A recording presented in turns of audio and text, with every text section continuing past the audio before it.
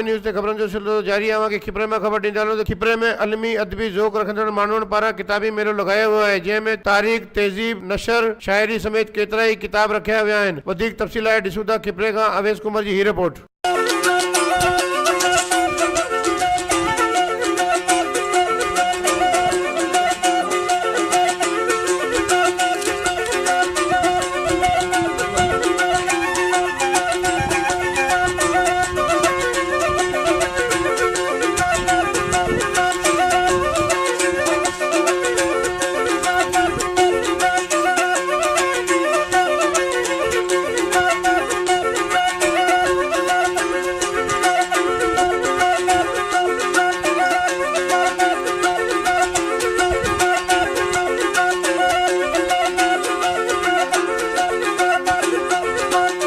हींअर जॾहिं Facebook, WhatsApp, Twitter जो दौर उरूज ते आहे, उते किताब पढ़ण खां माण्हू परे थींदो पियो वञे। माण्हुनि खे किताब जे मुताले ॾांहुं कीअं माइल कजे, इन हवाले सां अदबी ज़ौक़ रखंदड़ माण्हुनि पारां डिग्री कॉलेज खिपरो में किताबी मेलो लॻायो वियो आहे, जिते तारीख़, तहज़ीब, अदब, कल्चर, ॿोली, नसर ऐं शाइरी जा कई किताब रखिया विया आहिनि। साईं, ही अॼु जेको हिते किताबी मेलो लॻो आहे मेरान फाउंडेशन जे तरफ़ां हिकु तमामु सुठी एक्टिविटी आहे। असांजे ॿारनि जे लाइ तमामु इंफॉर्मेटिव हिकिड़ो मैसेज वञे थो पियो, जिते असांजा ॿार जेको आहे सो तमामु घणो इंफॉर्मेशन वठी सघनि था हिस्ट्री में ऐं ॿियनि सब्जेक्ट्स में। उन्हनि मां जेको आहे सो असांजा ॿार अॻिते हली करे ऑफिसर बि थींदा, PSS बि ॾींदा, CSS बि ॾींदा। तो इंशाल्लाह मुझे आई एप्रिशिएट दिस एक्टिविटी ऐं इंशाल्लाह असां इनखे कोशिशि कंदा वे त अहिड़ा फंक्शन जेको आहे सो हिते खिपरो में जीअं तव्हां ख़बर आहे पसमानदा इलाइक़ो आहे, अहिड़ा फंक्शन थियणु खपनि। ही सुठी अपॉर्चुनिटी आहे। असांखे इल्मु हर जॻह इल्मु शऊर ईंदो आहे। असां हर क़िस्म जो किताब असांजे हिते किताब मेले में मिलियल आहे। असीं मेरान फाउंडेशन जा थोराइता आहियूं, जीअं असांखे इहो ॾाढी सुठी अपॉर्चुनिटी ॾिनी आहे ऐं असांजे शागिर्दनि लाइ बि इन्हनि ॾाढी सुठी रिआयत रखी आहे।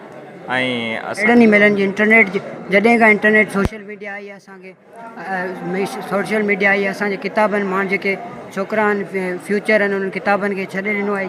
किताबनि जा मेला तमामु घटि हिते लॻंदा आहिनि, अहिड़ा मेला अक्सर लॻणु घुरिजनि हिते। पिछले तरह गवर्नमेंट डिग्री कॉलेज में ही सालियानो मेलो लॻायो वियो आहे ऐं हिते सियासी, समाजी ऐं दुनियावी ऐं इस्लामी किताबनि जो मेलो लॻायो वियो आहे। ऐं हिते असांखे जेके बि बुक आहिनि, इन्हनि सां पढ़ण सां असांखे बहितरीनु नॉलेज हासिलु थिए थी। ये गवर्नमेंट डिग्री कॉलेज में पहिरों चक्कर ही सालियानो मेलो लगाया हुआ है कि सिंधी के जो पिछले शायर गुजरे हैं, उर्दू के शायर गुजरे हैं, उसके अलावा नॉलेज की भी काफ़ी ज़्यादा किताबें हैं। साइंस की हो गई, हिस्ट्री की किताबें हैं, उसके अलावा अल्लामा इकबाल की किताबें यहाँ पर मौजूद हैं। बहुत अच्छा मेला लगा हुआ है यहाँ पर। काफ़ी तालीम से रिलेटेड काफ़ी स्टूडेंट्स को यहाँ पर आना चाहिए। किताबी मेले में शमूलियत कर रहे हैं। डिग्री कॉलेज खिपरो में तमामु बहितरीनु असांजे तइलीम जे हवाले सां जेको हीउ मेलो लॻायो वियो आहे, इन में असांजो शऊर ईंदो ऐं जेके पुठिते पियल तइलीम जा इदारा आहिनि उन्हनि में शऊर ईंदो ऐं असीं चाहियूं था त अहिड़ा मेला लॻंदा रहनि। ॼाण बि मिली आहे ऐं तमामु पुराणा किताब आहिनि, हिननि खे पढ़ी जेको सो आहे असांखे तमामु घणी ॼाण बि मिली आहे। हिननि किताबनि जे करे असांखे इहा ख़बर कोन हुई त दीनी तइलीमी तरबियत जा किताब असां वटि हिते आया आहिनि।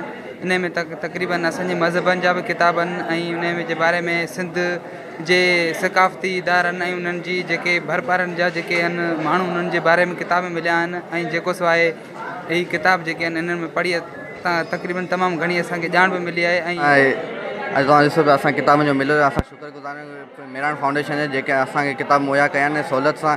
असां हिते हर कैटेगरी जा किताब आहिनि असां जंहिंमें असां इल्मु हासिलु करे सघूं। अॼु ॾिसो इंटरनेट जी दुनिया में असां ॿुॾिजी विया आहियूं इंटरनेट में, ऐं असांखे कॾहिं असां इल्मु किताबनि खे हथु बि न लाथो आहे। असांखे खपे त असां किताब पढ़ूं, किताब में ॾिसूं आहे छा। ही किताबी मेला जेके आहिनि उहे सिंध जे शऊर ऐं इल्म ऐं अदब में भाङे भाए वारा आहिनि ऐं अहिड़े क़िस्म जा मेला जिथे किथे लॻणु घुरिजनि।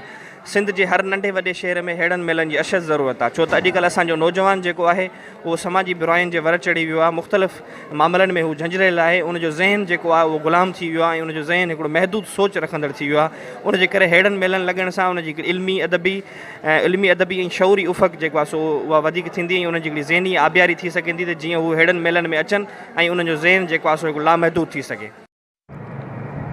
इल्मी अदबी माण्हुनि जो चवणु आहे त किताब इंसान जो बहितरीनु दोस्त आहे। अछड़े थर जे शहर खिपरो में अहिड़ो अदबी इल्मी किताबी मेलो लॻाइण सां माण्हुनि में किताब पढ़ण जो रुझान वधंदो। अवेस कुंवर, अवामी न्यूज़, खिपरो।